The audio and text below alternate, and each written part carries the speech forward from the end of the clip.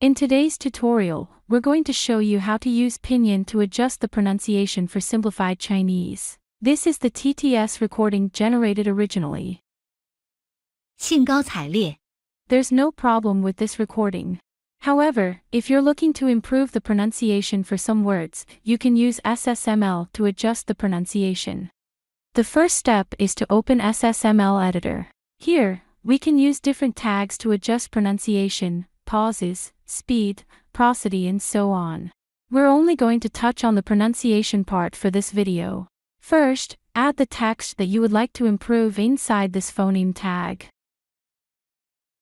Next, change the IPA to SAPI. And then add pinyin of the words in PH element. The number after each word represents its tone. Number 1, 2, 3, and 4 each represents the first, second, third, and fourth tone.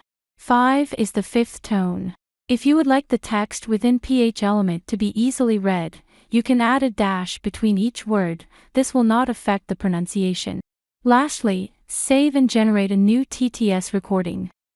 兴高采烈 This is how to use Pinyin to adjust the pronunciation for Simplified Chinese.